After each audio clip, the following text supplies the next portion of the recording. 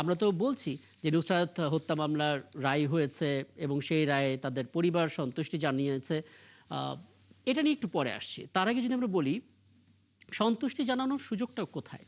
আমরা যখন নুসরাত হত্যা মামলার কথা বলছি, ঠিক সেই সময় আমার সামনে হত্যা মামলা, ধর্ষণ নানা খবর আছে। তার ভিতরে 2014 থেকে 15 সালে 9টি, 16 থেকে 17তে 12টি, মোট 21টি মামলার রায় এখনো কিন্তু ঝুলছে। 2010 থেকে 2024 পর্যন্ত যদি আমরা দেখি, তাহলে আমরা মোটামুটিভাবে দেখতে পাচ্ছি এখানে 17,000-এর উপরে কিন্তু মামলা নথিভুক্ত হয়েছে। এর মধ্যে মাত্র 3,430টা মামলার নিষ্পত্তি আর 673 জনের সাজা হয়েছে। মানে 17,289টা ধর্ষণ মামলা, 673 জনের সাজা। এই যে পরিসংখ্যান, কোনো দিক থেকে কি স্বস্তির জায়গা আছে? গলতটা কোথায় দেখেন আপনি? না, কোনো দিক থেকে স্বস্তির জায়গা তো নাই, খুব বেশি স্বস্তির জায়গা নেই। এটা আসলে আমাদের একটা মানে আমরা তো রাজনীতি বা অন্যান্য বিষয় নিয়ে অনেক কথা বলি, তো আমাদের সমাজটার দিকে আমাদের তাকাতে হবে। আমরা বোধহয় অনেক ক্ষেত্রে অনেক ডিপ পলিটিক্যাল ডিসকাশন এবং অন্যান্য অনেক বিষয় নিয়ে কথা বলতে বলে আমাদের সমাজে এক ধরনের একটা পছন্দ হয়েছে, এটা আমাদের মানতে হবে। ভ্যালুস কমে গেছে, মানুষ খুব অসহিষ্ণু। আপনি দেখবেন যে খুব তুচ্ছ ঘটনাতে কিন্তু খুন হয়ে যাচ্ছে। এবং সাধারণ মানুষ, আপনার মতো সাধারণ মানুষ যে আসলে একটা সাধারণ সামাজিক জীবনযাপন করে, কখনো কখনো আমরা দেখতে পাই তাদের ব্রুটালিটি সেটা প্রায় পেশাদার খুনের মতো কোনো কোনো ক্ষেত্রে। তো আমার কাছে মনে হয় আমরা কোনো কোনো ক্ষেত্রে বোধ হয় এগুলোর প্রতিকারটা, ধরেন এই যে আমরা বিচার হলো, ধরেন লোক হলো, বিচার হলো, আবার এরকম খুন হলো, আবার বিচার হলো, আবার খুন হলো, তাহলে তো হলো না।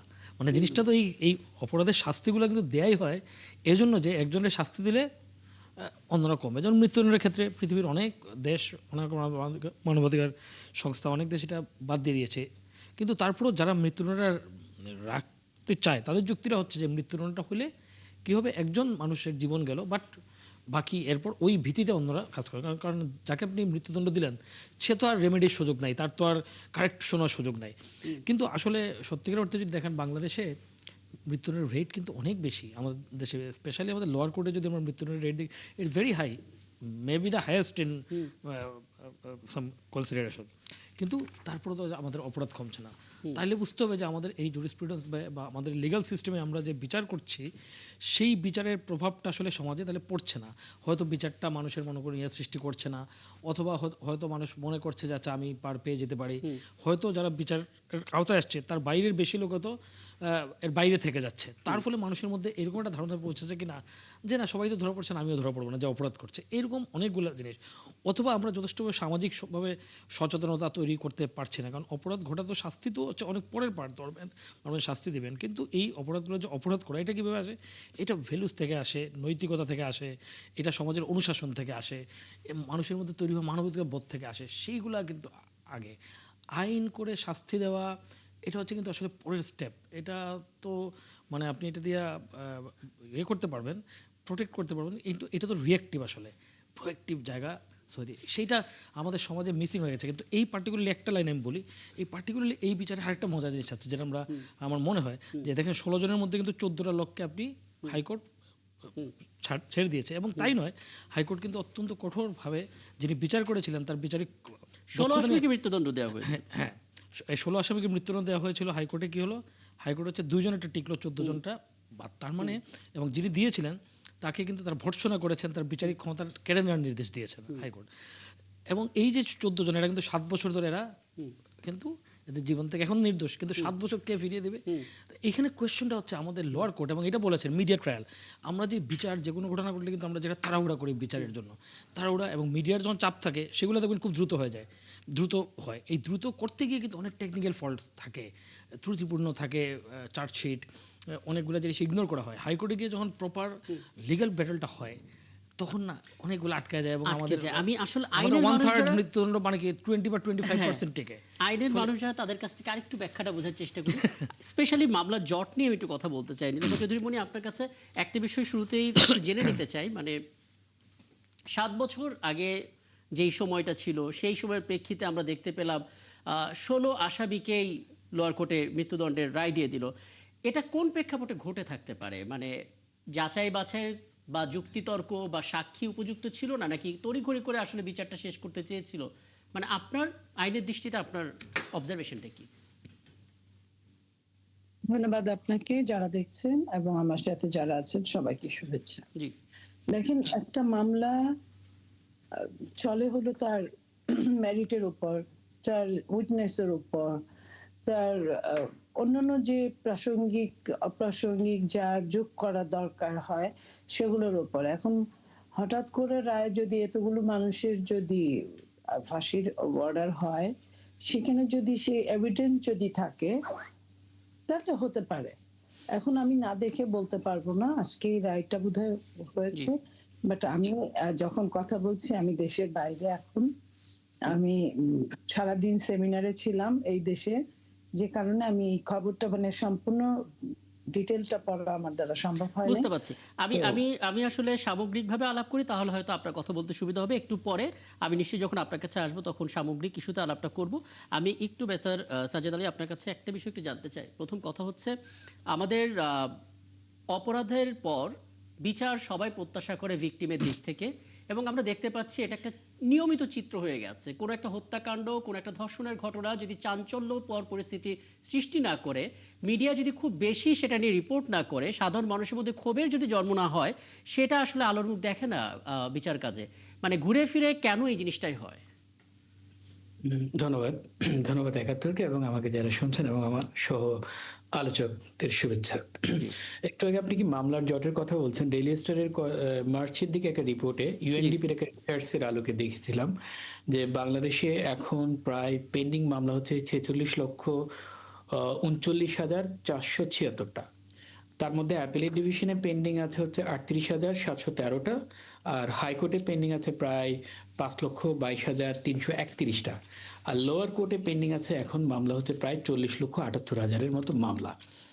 এখন আজকের আসলে এইটা হচ্ছে মামলার জট, এটা অনেক দিনের, এটা হুট করে তো শেষ হবে না, এটা আস্তে আস্তে হয়তো এটা একটা পর্যায়ে যাবে। কিন্তু আজকের যে মূল আলোচ্য বিষয় যে নুসরাত হত্যা মামলার, সেখানে আসলে সবচেয়ে আলোচ্য বিষয়টা হচ্ছে 16 জন আসামিকে 2019 সালের 24 অক্টোবর একসাথেই মৃত্যুদণ্ড দেওয়া হয়েছে।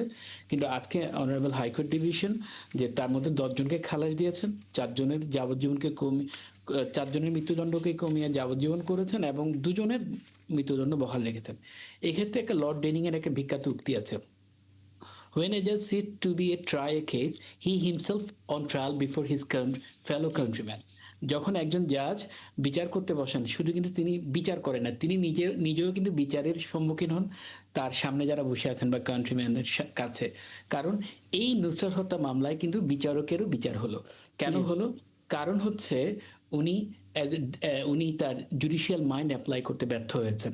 শুধু তাই না, একজন উনি ওনার ডিউটি এজ এ জাজ হিসেবে সেটাও পালন করতে ব্যর্থ হয়েছেন। এই ক্ষেত্রে আমি মিস্টার জাস্টিস মাইনুল ইসলাম চৌধুরী, যিনি কদিন আগে গুম কমিশনের প্রধান ছিলেন, তার একটা বিখ্যাত তার একটা জাজমেন্ট একটা উক্তি আছে, সেটা হচ্ছে যখন একজন জাজ বিচার করেন তখন তার কাজ হচ্ছে সত্যকে খুঁজে বের করা, আর তখন সারা পৃথিবীর কাজ হচ্ছে তাকে সত্যি ইনফরমেশনটা দেওয়া।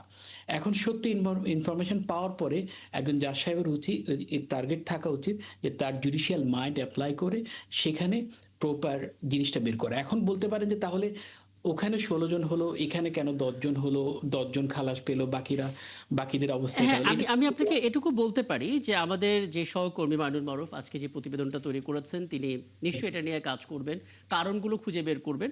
কিন্তু তার আগে আমি আপনার কাছে একটু জানতে চাই যে আপনি কি ভেতরে কোনো আশাবাদ পাচ্ছেন এই অর্থে যে 2026 সালটা যেভাবে শুরু হয়েছে, এমসি কলেজের গণধর্ষণের মামলার একটা ফলাফল এসেছে, শিশুর আমিসা ধর্ষণ হত্যা মামলা একটা ফলাফল এসেছে, কাপুলে বিয়ের প্রলোভনে যে ধর্ষণ মামলা গেল 12ই মার্চ সে ঘটনাটা ঘটে এবং পরবর্তীতে ডিএনএ পরীক্ষার মিলে তড়িঘড়ি করে পুরোপুরি অ্যানালাইসিস করে সেই মামলার বিচার কাজ শেষ হলো। মানে এগুলো কি শুরুটা এই সরকারের ভালো হলো বলে আপনার মনে হলো? একটা আশাবাদ কি পাচ্ছেন কোনো জায়গা থেকে? এক্স্যাক্টলি এইটা শুরুটা হচ্ছে কারণ এখন আপনারা আরো জাজমেন্ট দেখতে পাবেন জি, পাইপলাইনে, কারণ হচ্ছে এই নারী শিশু ম্যাটারগুলো ডিল করার জন্য কিন্তু হাইকোর্টে অনারেবল চিফ জাস্টিস একটা আলাদা বেঞ্চ করে দিয়েছেন জি, এবং আলাদা বেঞ্চ কিন্তু কন্টিনিউয়াসলি মামলাগুলো শুনছে একটার পর একটা। কারণ অ্যাপিলেট ডিভিশনে বা হাইকোর্টে মামলাগুলো একটা জট থাকে এই জন্য, কারণ একটা মামলা রেডি হতে হিয়ারিং এর জন্য সময় লাগে। শুধু তাই না, সেটার আরো লেন্দি হিয়ারিং হয়, আবার আমাদের কিছু ভেকেশন ইস্যু আছে, যার কারণে একটু মামলার জট। মূল হিয়ারিং গুলো যেগুলো কনভিকশন হয় অথবা বড় কোনো ইস্যু জি, থাকে সময় লাগে। কিন্তু এই নারী শিশু মামলাগুলো ডিল করার জন্য অনারেবল চিফ জাস্টিস একটা আলাদা বেঞ্চ করে দিয়েছেন, জি। যার কারণে আপনারা এখন দেখতে পাচ্ছেন একটার পর একটা কিন্তু এই চাঞ্চল্যকর বলেন অথবা চাঞ্চল্যকর না এরকম এমন মামলাও আমরা আপনার জাজমেন্ট দেখতে পাচ্ছি। এটা একটা গুড সাইন। আশা করি এটা এটা এটা সমাজেও একটা প্রভাব ফেলবে, কারণ যখন অনেকগুলো মামলা পেন্ডিং থাকে বা ভিকটিম বিচার পায় না অথবা আসামিও বিচার পায় না, তখন কিন্তু সমাজে ক্রাইম বাড়তে একদম থাকে। একদম যে কথাটা শুরুতেই মোস্তফা মামুন বললেন। মোস্তফা মামুন, আমি আপনার কাছে কেবল একটা বিষয় জেনে বিরতিতে যাব। ছোট্ট করে 1 মিনিটের মধ্যে আপনি একটু বলবেন, মানে এখন পর্যন্ত এই 2026 সালটা যেভাবে শুরু হয়েছে, চাঞ্চল্যকর ঘটনার বিচার তো হচ্ছে, রামিসা নিয়ে আমরা দেখলাম যে খুব দ্রুত কাজটা হলো, যদিও এখনো সেই শাস্তিটা কার্যকর হয়নি, হবে হয়তো খুব দ্রুত। কোনো কি আশাবাদ পাচ্ছেন আপনি? না, আশাবাদ পাচ্ছি না আমি। বরং এর মধ্যে আরেকটা জিনিস, ডেঞ্জারাস জিনিস আমি লক্ষ্য করছি, প্রবণতা, সেটা হচ্ছে মিডিয়া ট্রায়াল। আচ্ছা। এবং সেই মিডিয়া দ্বারা প্রভাবিত উনি যেটা বললেন আমার সহ-আলোচক, যে জুডিশিয়াল মাইন্ড অ্যাপ্লাই করেন না, এখানে দুইটা ঘটনা ঘটে। মিডিয়া ট্রায়ালের কারণে এক ধরনের চাপ নেন, সেই চাপের কারণে তারা ফেস করতে চান না, 1 নম্বর। আর 2 নম্বর হচ্ছে নানা রকম এক ধরনের রাজনৈতিক, আমাদের লোয়ার কোর্টে এক ধরনের রাজনৈতিক প্রভাব থাকে। সেই প্রভাব যেহেতু তারা সরকারের সঙ্গে নানাভাবে অনেক কিছু নির্ভর করে, ফলে রাজনৈতিক চাপও থাকে, ওটিতে আমরা দেখেছি। ফলে এই দুটো ফ্যাক্টরের কারণে জুডিশিয়াল মাইন্ড অ্যাপ্লাই করার ক্ষেত্রে দেখি না, আমার কাছে মনে হয় আমাদের এই জায়গায় ব্যাপক সংস্কার দরকার। আদারওয়াইজ আমরা তো একটা পার্ট নিয়ে বলছি, কিন্তু যে লোকগুলো এরকম এরকম কারণে 7 বছর 10 বছর জেল খাটে, আপনি চিন্তা করেন যে এই লোকগুলো তো এখন তো নির্দোষ তারা, তাহলে এটা কে ফিরিয়ে দেবে? কারণ বিচারের একটা বেসিক কথা হচ্ছে, আপনি এমন কিছু করার আগে চিন্তা করা উচিত যেটা আসলে ফিরে যেতে পারবেন না, ফিরিয়ে যেতে পারবেন না। মৃত্যুদণ্ড যে অনেক জায়গায় দেওয়া হয় না, অর্ডার রিটন হচ্ছে, মৃত্যুদণ্ড যদি আপনি দিলেন, পরে যদি ভুল প্রমাণিত হয়, you can't bring him back, তাই না? তো ফলে এই জায়গাগুলো আমার কাছে মানে বিচারের একদম, ক্ষেত্রে মানে বিচারক যখন হবে তখন সব কিছু ঊর্ধ্বে তাকে থাকতে হবে, সেই জায়গাটা আমাদের মিসিং নানান কারণে। অন্তত এটা এখন মনে হচ্ছে। অনেক ধন্যবাদ, অনেক ধন্যবাদ। একটা বিরতিতে তো যেতে হবে এবং নিরুফা চৌধুরী মনি, আইনের আলাপ আপাতত এ পর্যন্তই শেষ। বিরতির পর ফিরে এসে সরাসরি রাজনৈতিক প্রসঙ্গে আসবো আপনার কাছে, এবং আপনি তো আছেন আমাদের সঙ্গে।